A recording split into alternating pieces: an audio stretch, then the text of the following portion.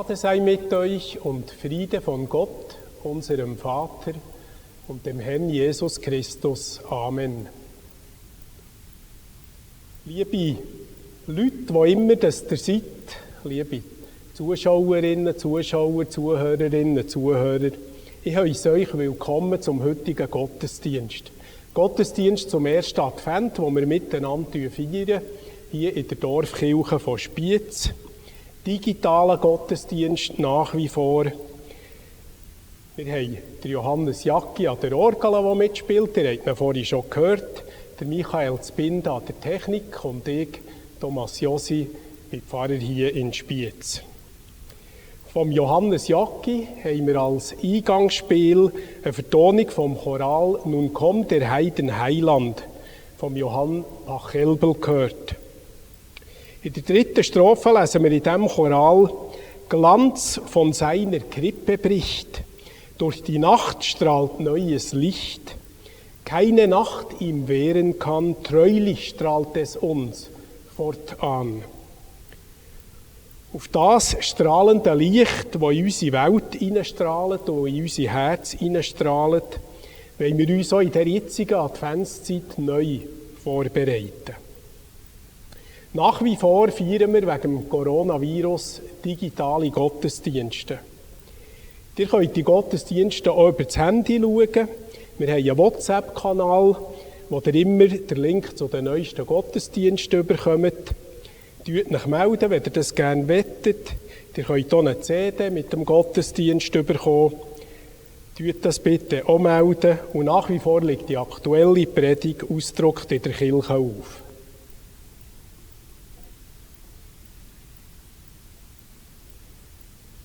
Wir wollen still werden zum Gebet. Wenn ich müde bin vom Weg zu den Sternen, um den Menschen in der Nacht ein bisschen Licht zu holen, dann setze ich mich in die Stille und ich finde dich, mein Gott. Dann lausche ich der Quelle und ich höre dich. Ganz tief in mir selbst und in allem, was um mich ist, spüre ich ein großes Geheimnis. Gott, für mich bist du ganz nah. Für mich bist du da, spürbar, greifbar, gegenwärtig. Gegenwärtig bist du in mir, mehr als die Luft in meinen Lungen, mehr als das Blut in meinen Adern. Gott, mein Gott, ich glaube an dich, so wie der Blinde an die Sonne glaubt, nicht weil er sie sieht, sondern weil er sie spürt. Amen.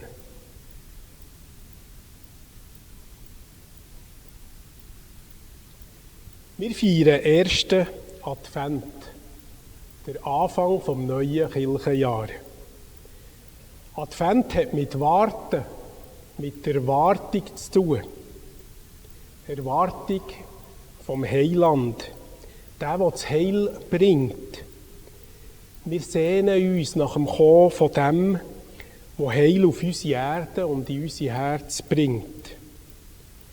Von dieser Sehnsucht ist auch im Lied 361 im Kirchengesangbuch die Rede. O Heiland, reiss die Himmel auf.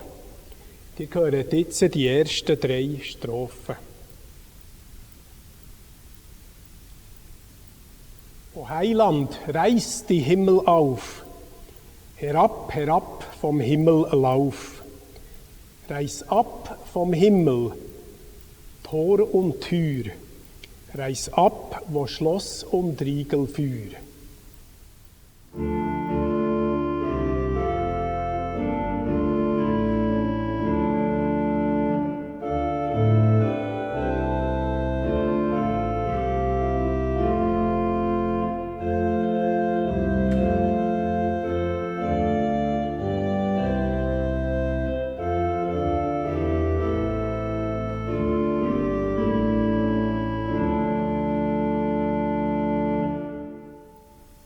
Gott ein Tau vom Himmel gieß, im Tau herab, o Heiland, fließ.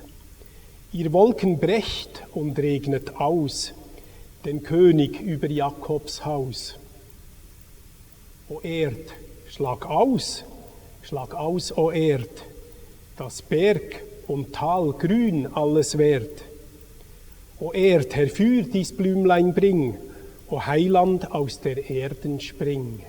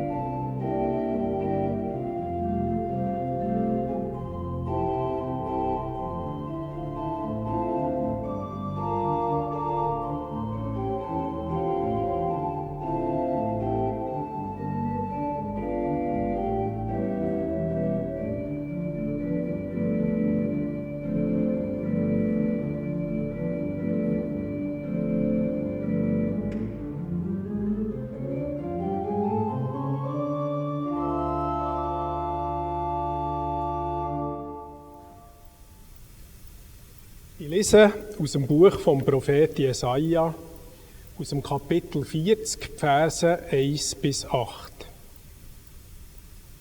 Tröstet, tröstet mein Volk, spricht euer Gott. Redet zum Herzen Jerusalems und ruft ihr zu, dass ihr Frondienst vollendet, dass ihre Schuld abgetragen ist. Aus der Hand des Herrn musste sie nehmen das Doppelte für all ihre Sünden. Horch, ein Rufer, bahnt den Weg des Herrn in der Wüste. In der Steppe macht die Straße gerade für unseren Gott. Jedes Tal wird sich heben und senken werden sich alle Berge und Hügel, und das Unebene wird flach, und was hügelig ist, wird zur Ebene. Und die Herrlichkeit des Herrn wird sich offenbaren, und gemeinsam wird alles Fleisch es sehen. Der Mund des Herrn hat gesprochen. Horch, einer spricht, rufe, und er sagt, was soll ich rufen?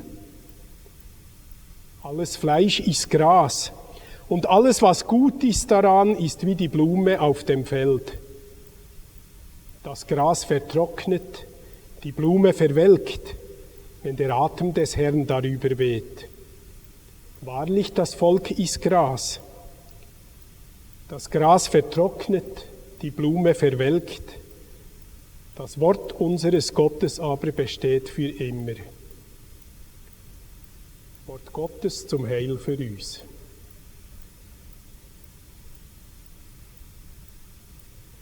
Erst gerade haben wir den Totensonntag gefeiert.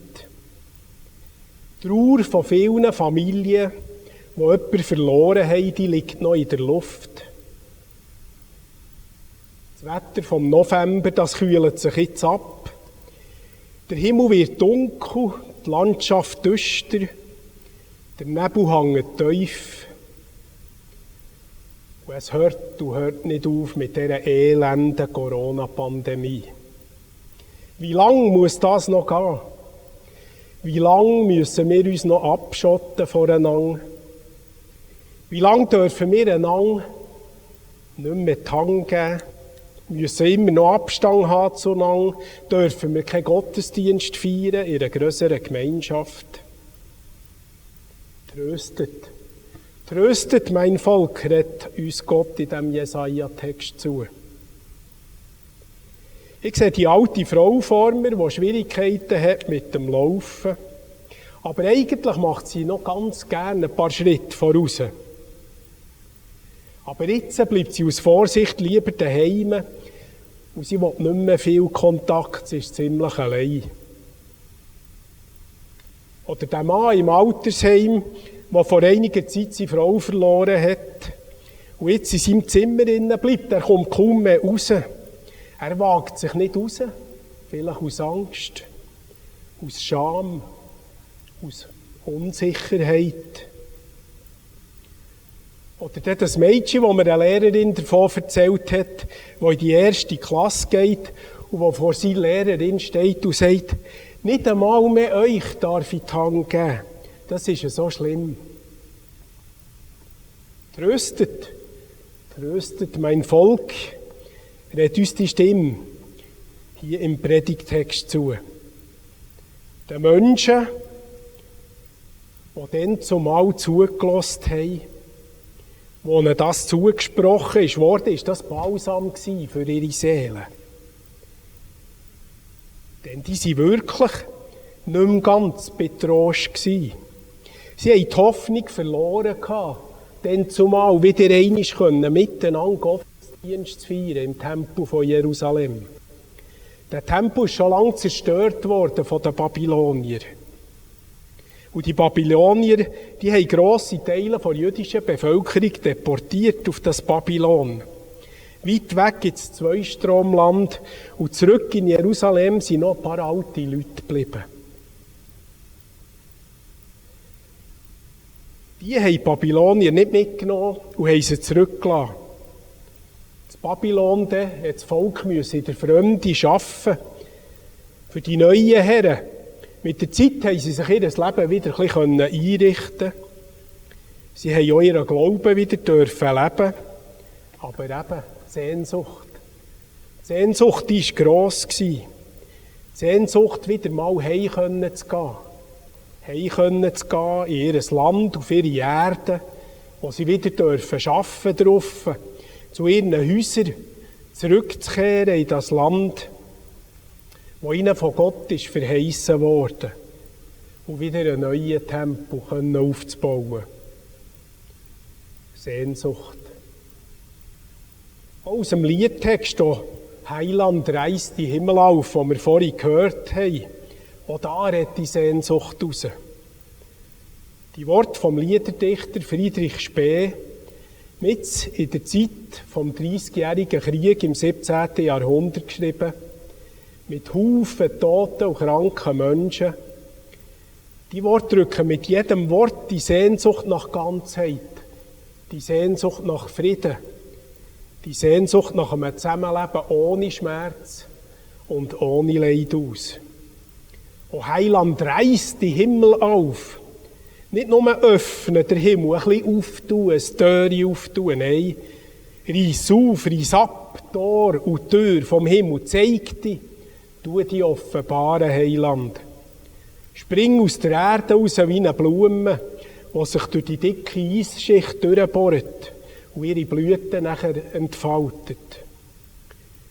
Die Sehnsucht nach dem Heiland, der Heil bringt, die Ganzheit bringt, Frieden bringt in unsere Welt, das ist ja auch uns nahe in der Zeit, in der Adventszeit, die jetzt anfängt, in diesem Jahr 2020. Im Jesaja-Text, den ich gelesen habe, da hören wir zweimal einen Rufer. Ein Rufer in der Wüste, der redet. Das erste Mal, da redet einer, der Hoffnung verbreitet. Ein Visionär. Er sagt, bahnet den Weg von Gott durch die Wüste. In der Steppe machen die Straße gerade für unseren Gott. In der Wüste von unserem Leben. In der Wüste von unserer Welt. An den Orten, wo Leben fast nicht möglich ist. Wo Menschen nicht genug zum Leben haben. Wo Betroffene in Kriegsgebieten wie in Syrien an der Gewalt leiden und am Hunger zugrunde gehen. Aber immer noch werden dort Waffen ausgeliefert, wo ein paar einfach viel Geld damit verdienen. Unsere Welt, wo Menschen nach wie vor schwer erkranken, weil grosse Konzerne nur auf Profitmaximierung aus sind und Menschenrechte und der Schutz von der Umwelt zweitrangig behandeln. Der erste Rufer, der sagt uns, dass wir nicht einfach die Hände in die Schosse dürfen legen und jammern, wie schlimm das doch die Welt sei. Nein, Engagement von uns ist gefragt. Auch politisches Engagement. Wir haben Haufen Fragen und Diskussionen, die wichtig sind, wo wir dazu sollen und müssen Stellung nehmen als Christinnen und Christen und Antworten geben. Konzernverantwortungsinitiativen, die Initiative für das Verbot von Kriegsmaterialproduzenten. Wir müssen uns hinterfragen, auch im Umgang mit den Migrantinnen und Migranten, die zum Teil fragwürdige Ausschaffungsentscheide bekommen von der Eidgenossenschaft. Wir sind aufgefordert, uns einzusetzen für Menschen, die wirtschaftlich und psychisch unter der Corona-Krise leiden. Die brauchen unsere Unterstützung, die Menschen. Unser Engagement, das ist gefragt. In der Wüste von unserem Leben, in unserer Welt. Da sollen wir dem Christus, dem Friedenfürst, den Weg bahnen, die Strasse gerade machen, parat machen. Und dann passiert die Verheißung, dass sich die Täler heben und die Berge werden senken und dass sich Gott zeigt und sein Reich von der Gerechtigkeit und vom Frieden sichtbar wird. Aber da ist noch ein zweiter Rufer. Er ist ganz anders als der erste. Er ist Realist, völlig Realist und sagt, alles Fleisch ist Gras und alles, was gut daran ist, ist wie die Blume auf dem Feld. Das Gras vertrocknet, die Blume verwelkt, wenn der Atem des Herrn darüber weht. Wir alle müssen sterben. Wir alle sind fragile Wesen. Es braucht nicht viel, dann fallen wir um wie Kegel. Dann vertrocknen wir und verwelken und unsere Blütezeit ist vorbei. Hab nicht das Gefühl, du könntest den Frieden und die Gerechtigkeit mit deiner Kraft allein auf der Welt verwirklichen. Dir sind immer Grenzen gesetzt. Immer. Grenzen mit deiner Gesundheit, Grenzen mit deinem Körper, Grenzen mit deinem Willen, mit deinem Denken und deinem Tun. Überall sind dir Grenzen gesetzt. Aber alles einfach hinnehmen und akzeptieren. Die Schultern lüpfen. Das, was schief läuft, läuft halb schief. Das kann es ja auch nicht sein, die Haltung. Am Schluss vom Jesaja-Text steht folgender Satz. Das Gras vertrocknet, die Blume verwelkt, das Wort unseres Gottes aber besteht für immer. Eindrücklich, das Wort von unserem Gott besteht für immer. Und das Wort ist doch lebendig unter uns. Wenn wir die Bibel lesen, wenn wir die Texte neu interpretieren, uns mit denen auseinandersetzen, sie probieren, in unsere Zeit hinein zu adaptieren, dann wird das Wort von Gott lebendig.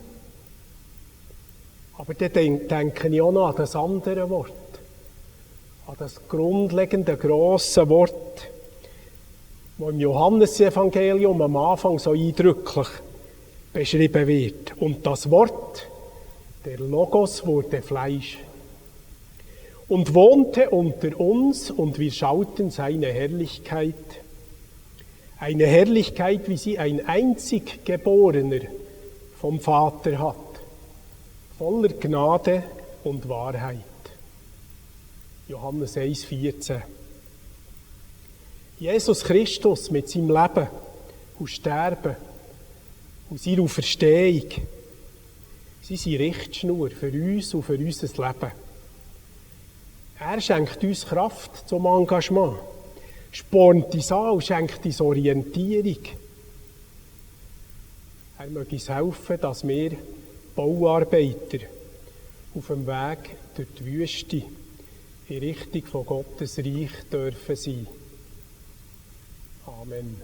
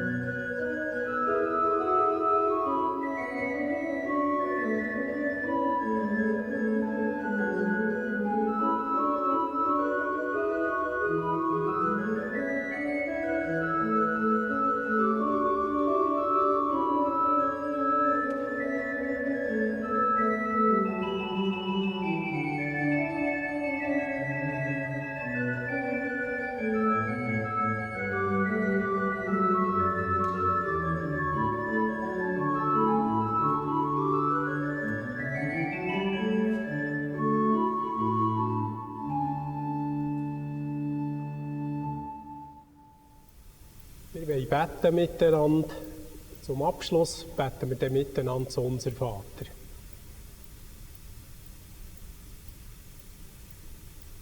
Jesus Christus,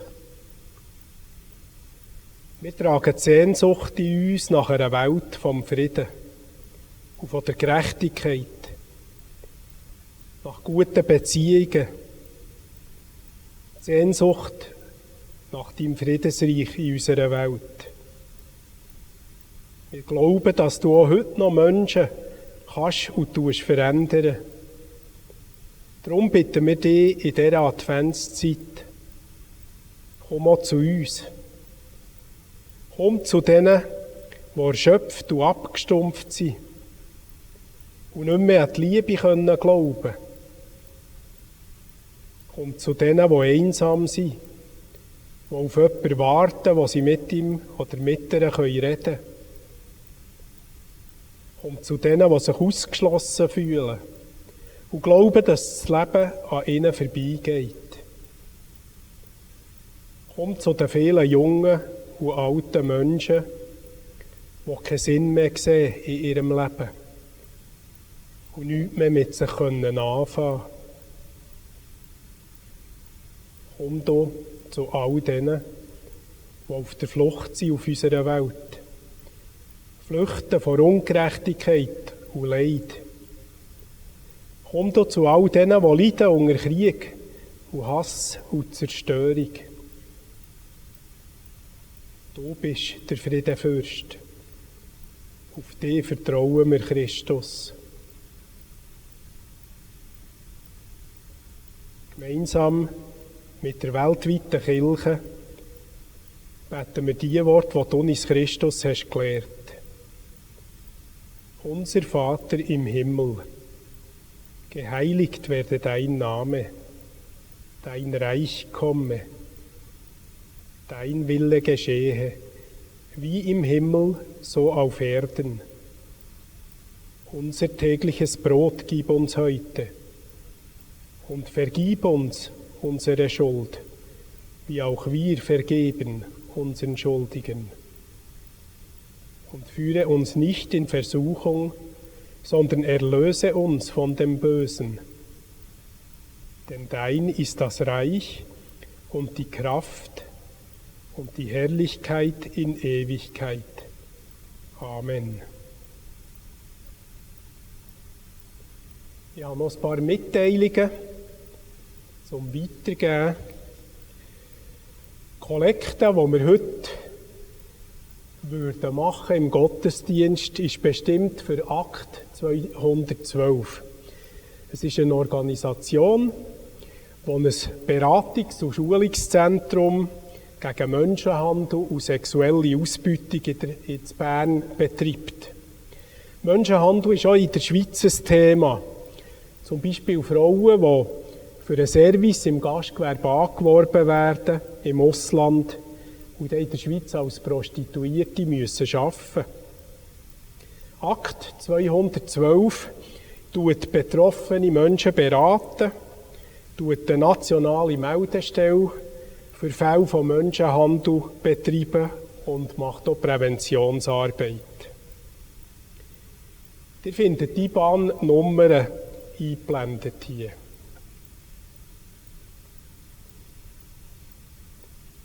Ich möchte noch daran erinnern, es gibt einen Haufen Hilfswerke und Organisationen, die wir normalerweise in unseren Gottesdiensten unterstützen, die wir jetzt nicht können. Und die befinden sich zum Teil in wirtschaftlichen Notlagen, weil sie im Moment eben wenig bis gar keine Kollektengelder bekommen. Unterstützt doch bitte die Hilfswerke und gemeinnützigen Organisationen, die euch bekannt sind und lieb sind, auch in dieser Zeit. Das ist etwas ganz Wichtiges. Wenn ihr im Fall noch vor dem Sonntag den Text gehört oder den Gottesdienst gehört und nicht seid stimmen, geht bitte noch stimmen. Zum Abschluss von unserem Gottesdienst wollen wir jetzt noch um ein Segen bitten.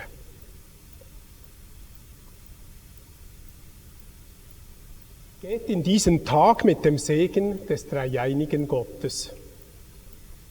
Geht mit dem Segen des Schöpfers der Welt, der Versöhnung schafft zwischen Gott und Mensch, Himmel und Erde. Geht mit dem Segen unseres Herrn, des Friedefürsten, der uns Menschen Bruder wurde und Erlöser aus Unfrieden und Ungerechtigkeit.